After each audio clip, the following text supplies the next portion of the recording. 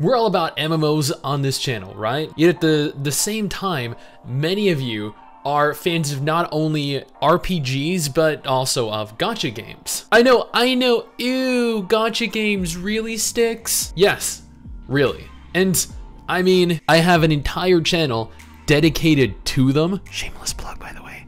And as is evidenced by what you see on screen right now, it's doing pretty well. Now, I have been playing a lot of non-MMOs recently because I feel like I just can't seem to shake this feeling that there's nothing really for me to enjoy in the MMO sphere that I haven't already completed. And while many of the games that I've tried, many of the games that I have played have been kind of bad, there is one in specific that has kept me enthralled with it over the course of the last 3 months, and that is ARKNIGHTS. I have played this game every single day without fail for the last 3 months and have spent well over $300 on it. Oh my god, a mobile game, are you serious? Dude, shh, this isn't just a mobile game. Give Papa Stix here a minute to explain. I promise it will all make sense soon enough. And I'm well aware that I immediately lost a few subscribers for making this statement, but trust me, it's worth it. This game is just that good. Quick shout out to our patrons over on Patreon. This allows you to directly support us if you're interested. Every patron will have their name appear at the beginning of every single YouTube video, and you'll be immortalized in the MMO genre forever. So I'm a fan of strategy games. I've played and enjoyed Age of Empires, Warcraft 3. I'm also a fan of tower defense games like Plants vs. Zombies and Kingdom Rush. I'm not sure why. I guess I just enjoy the thrill of having to react and adapt to situations in real time.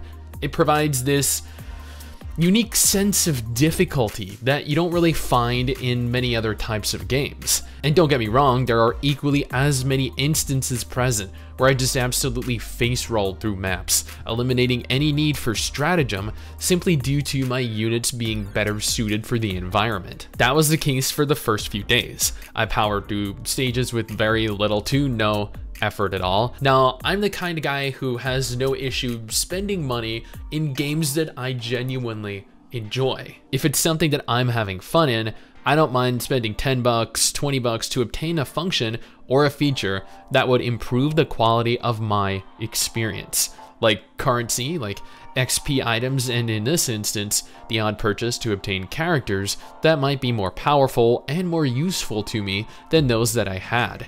Now, I'm not forced to, nor am I required to make these purchases to play competitively. On the contrary, you're fully capable of earning so much Originium in-game by 3-starring stages by completing their challenge modes, participating in events, that you'll be able to obtain every hero you want in the long term. It just requires a little bit of patience. Now, the characters in this game and the complexity of not only the enemies, but also the stages are where I believe this game really shines though. Enemies are so varied. There are event stages where you encounter monsters that apply these massive stuns periodically that completely nullify your units, allowing enemies to just walk right by them, requiring you to spread out your units accordingly. There are event stages where enemies utilize the water to either submerge themselves so you can't attack them, or just sail in a boat for speed and power, requiring you to use your environment to your advantage. There are event stages where you're required to not only micromanage where you place your individual units, where the enemy units are being deployed from, but the sporadic spawning of random enemies around the environment. And then the objects you're required to retain control of for DPS pressure and additional healing that do the exact opposite if controlled by the enemy. And that's just to name a few. Characters, heroes are designated one of several different class archetypes. To summarize, you have tanks, you have DPS, support units, healers, and mages.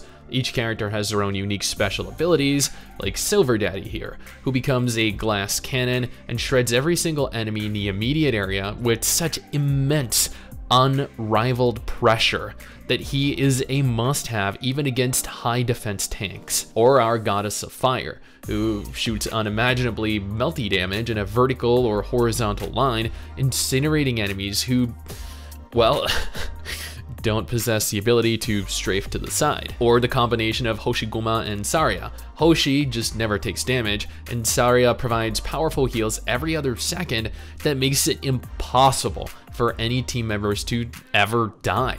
Together with Silver Daddy and Fire Goddess, they are an almost impenetrable destructive force. And the waifus and husbandos, oh man, some of these characters just look absolutely incredible. I don't know who designed them, but dude, you are my freaking hero. Even MMOByte spent time in this game drooling over the characters. Yes, they are really that good, but you know what? Don't take my word for it. Look for yourself.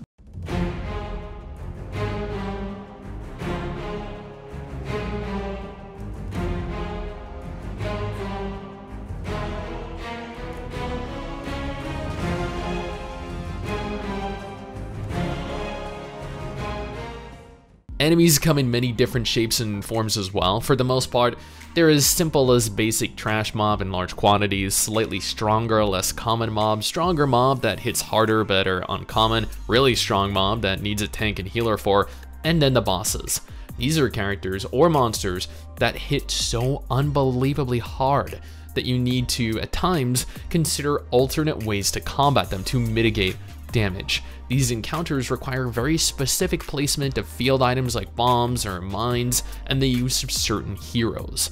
Otherwise, it's impossible. Trust me, I've tried so many different combinations of characters and at times have been forced to use a guide, mostly from EchoGen. That dude is a freaking boss at this game. But you know what? That's where this game is so fun. In MMOs, outside of the most competitive, the most difficult content like Savage raids or ultimate raids in Final Fantasy XIV or mythic raids in World of Warcraft, there was just no real difficulty for me. ARKNIGHTS provides a sense of difficulty that I just don't find in many games.